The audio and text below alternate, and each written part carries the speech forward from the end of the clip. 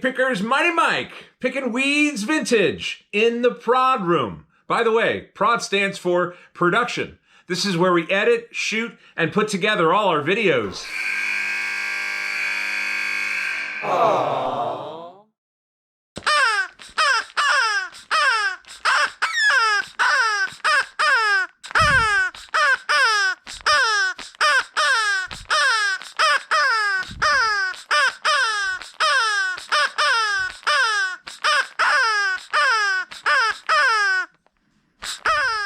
On this episode of Pickin' Weeds Vintage, Minecraft fans, wait till you see what we picked over the weekend.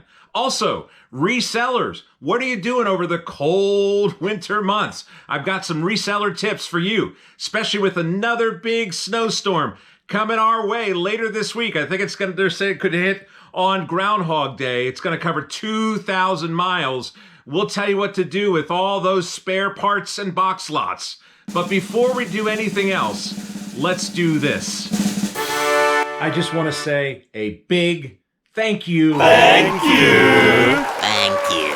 Thank you. Thank you. Thank you. Thank you. Thank you indeed. Yes, so excited over this past weekend when we logged onto our YouTube channel to see that our video we posted just after Thanksgiving, it was shot on Thanksgiving Day. Beatles Get Back reaction, incredible, had 1,000 views. Woohoo! So thank you to our Lord. Thank you to the Fab Four. Of course, couldn't do without the Beatles. They gave us a lot of help. Get it? Help? But I'm ching. Here, I'm all week. Try the veal. Hit it out the park. Checks in the mail. Also, thanks to the subscribers, and thank you so much for the Beatles fans that followed us, and also the one below that has over 300 views as well, 90-second review. So we're very, very pleased with all of this. When we started posting videos back in the middle of July, just over 5 months ago, I knew nothing about YouTube, so we've learned so much, and we're just so appreciative of all our subscribers. If you haven't subscribed yet, just hit the subscribe button. It's free. So thank you. Okay, now on to Minecraft. You Minecraft fans, my golly, that's how they were at the store. Almost sound like Jeff Goldblum there, don't I? You ever watch that show on Disney Plus? Pretty cool. World According to Jeff Goldblum. They were sitting on the store, on the floor of the store, of the thrift store that we went to over the weekend on Sunday. And you know what? Pickin', a lot of it is just being at the right place at the right time. And that's why you see some pickers go to thrift stores sometimes several times a day just to see what goodies they put out. But they put these 4 out. And the tallest one, the brown one there in the middle, he's almost 3 feet tall. I know nothing about Minecraft, but when I saw the guy on the left there, he was the first one I spotted. Kay walked in, I thought, oh, this is interesting. You know, these characters or whatever, I thought they might be the Lego guys, but she says, they're Minecraft. And I said, oh, that's cool. We got this one at a local thrift store that supports animals, our favorite thrift store. There's so many great thrift stores. I know I say that a lot about, oh, this is our favorite, that's our favorite. We just love this one. And I don't know, I feel like I move toward the local ones more so than the chains. Yeah, every now and then you get lucky and you find something good at those other bigger ones, and you know which ones I'm talking about. But I'm just finding with the hobby now that people are posting videos on the internet like we are, huh? But no, there are more people doing it for reselling purposes, and the competition is fierce. So a lot of times some of those chains will be picked out, but $2 a piece. $2 a piece. And the gals that work there says, oh, you have to take this home with you, Mighty Mike. They're perfect for you guys. And I said, yeah, we're definitely going to take them home. And a lot of hours went into, a lot of love. That's one thing, too. You know, the woman who made these, crocheted them, you know, those yarn and stitched them together. She wanted to help animals. So they were sitting on the floor, and we saw them. And these are even Kay said, you know, we haven't had a score like this in a very, very long time. And a lot of times when you get an item like this, you'll just want to hang on to it for a little bit. There they are all together, huddled there. And I know nothing about Minecraft. I've heard of it already, but I just think they're really, really cool. and you want to hold on to them for a while. That's the thing. When you're a picker, you want to hold on to them. Maybe take them to a show, set them up in the studio, the background or whatever. But yeah, we really had a great score on Sunday when we went to one of our favorite thrift stores. Minecraft, are you kidding me? This is amazing. I love it all day long, and I hope you enjoy these cool guys. Wow, that Minecraft lot was amazing, wasn't it? On to today's theme of this video, and that is to use your time wisely as a reseller. You know, yesterday we started shooting the video, January 31st. Today is February 1st. Tomorrow is Groundhog's Day. And it doesn't look like, we talked about that 2,000-mile wide storm. It doesn't look like we're going to be getting the snow and ice here in Pennsylvania, at least our part. But in other parts of the country, it could be really bad. But I don't think winter is over yet. And I don't know if we're going to get an early spring. We'll see what the groundhog says. Here's my point, though. Take advantage of the time that you have indoors. As a reseller, you know, you're probably not setting up at the flea market so much because the crowds just aren't there. The weather's nasty. Maybe the diehards, and sometimes they don't want to pay a whole lot for your items.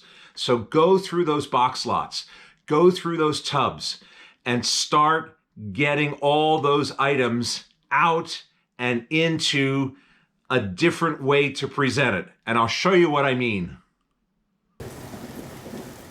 Going back to my mom's wonderful seashell collection, we did a video about it a couple of videos back.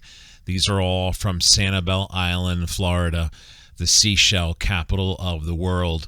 And my mom and dad had a timeshare, and they would go down there every May, and these were all hand-picked by her while they were walking the beach, and she did a great job. Look at that glass fish with its mouth open, and all these jars that she's repurposing, reusing these glass vases. Look at this. This is from Olive Garden. I remember when Olive Garden, you could buy the dressing and take it home with you, and that was such a big deal. It's like, oh wow, we'd have a salad just like Olive Garden, you know.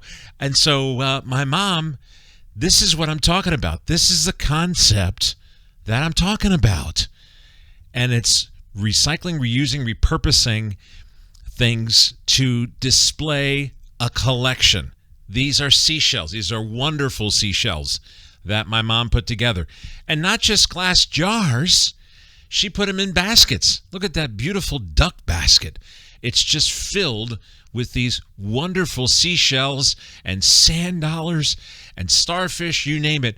And it's just a great way to display it. So when you're going through your boxes and your tubs and all the items that you put in your station wagon, your van, whatever, oh, look, here's some matches.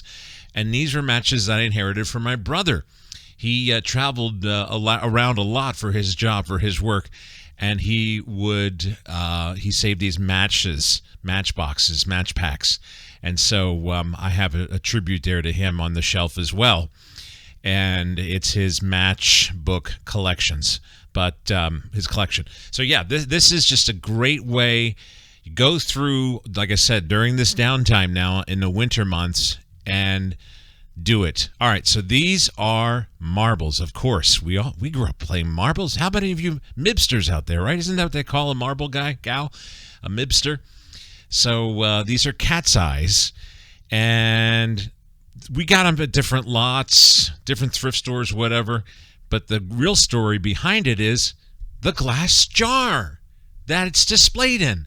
So we got that at a thrift store where my sister Deb lives.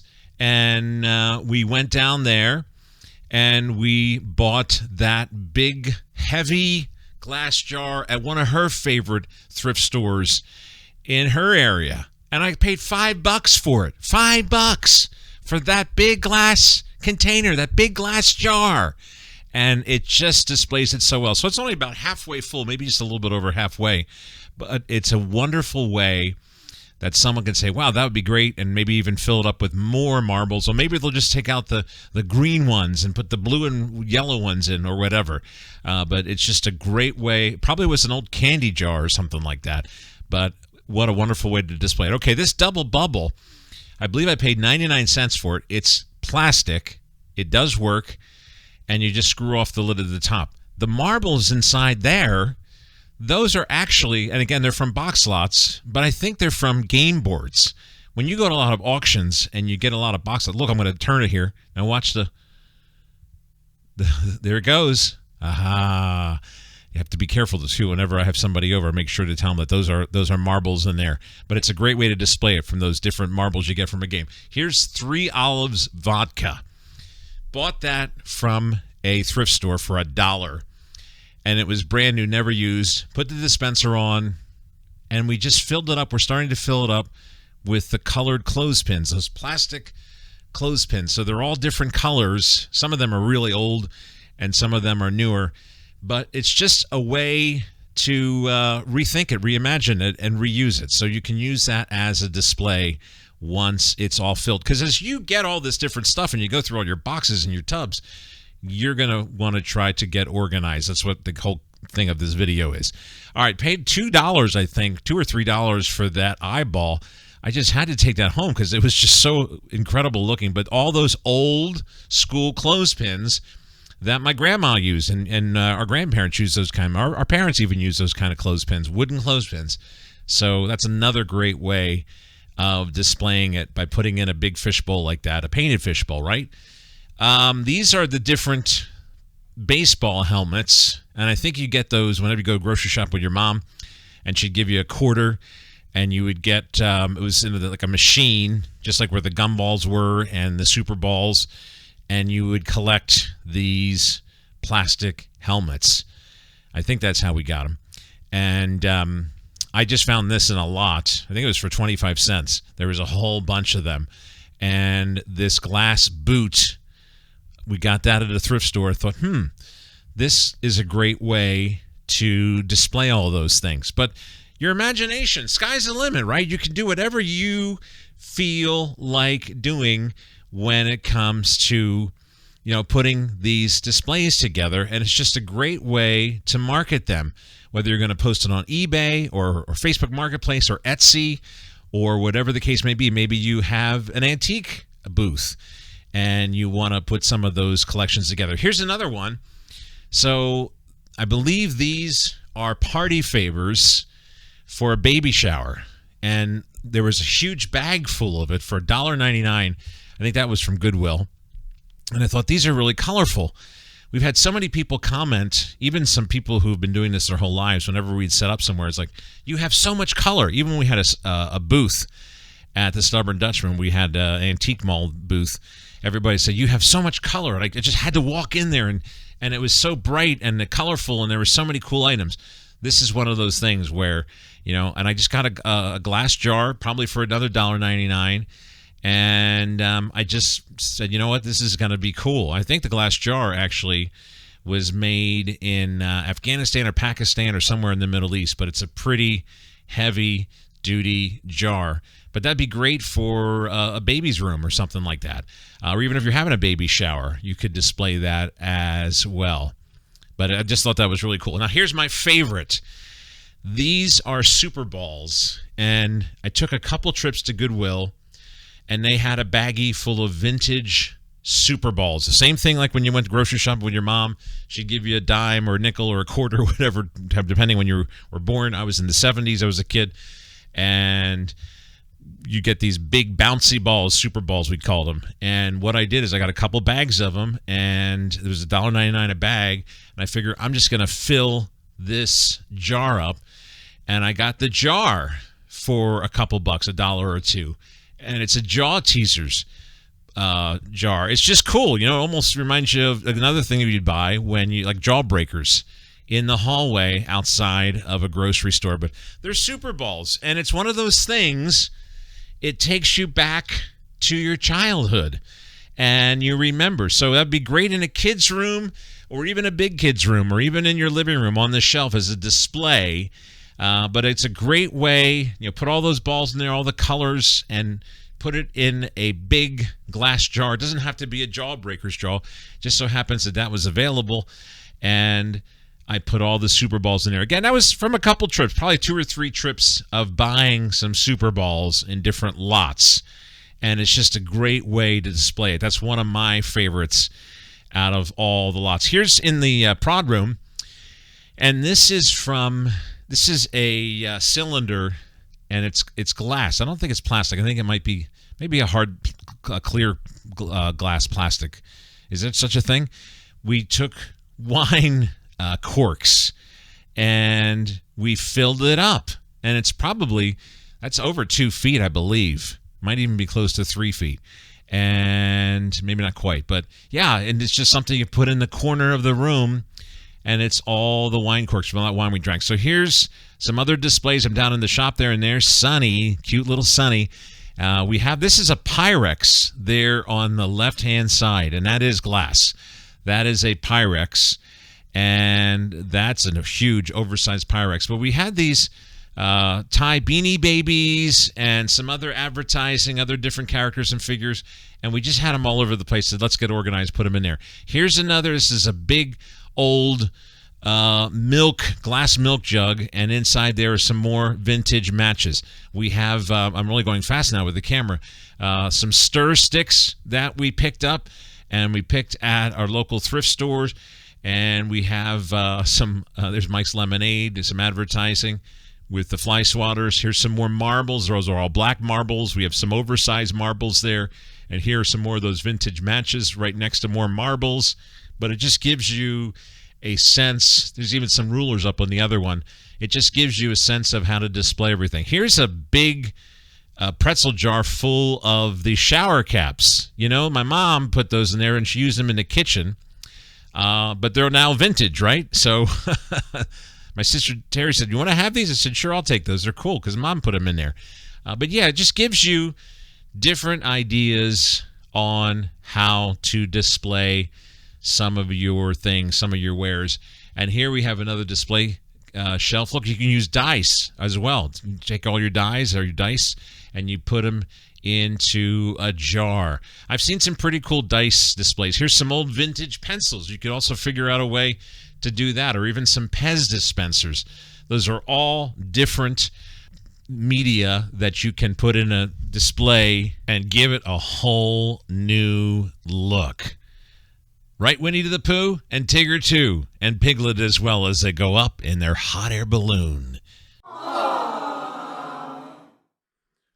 I hope we gave you some good advice, even if you're not a reseller, just how to reuse, repurpose, recycle, recreate, rethink, reimagine different items. And you know what? If you are a reseller, take advantage, again, of the cold winter months and being indoors, going through all your stuff, getting ready for another season. Hey, it's already February. The next season will be here before you know it. Also, you Minecraft fans, I hope you enjoyed our treasure that we found over the weekend. I'm Mighty Mike, Pickin' Weeds Vintage. Thanks again for watching, and don't forget to follow us. We're on YouTube, we're on Facebook, we're on Instagram, we have an eBay store, and we're also on Flickr. Happy picking, everybody.